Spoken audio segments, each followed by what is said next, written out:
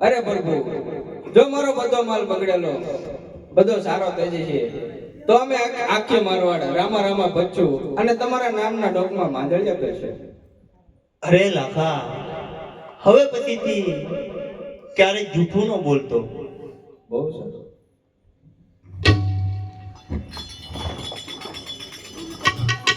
Thank you.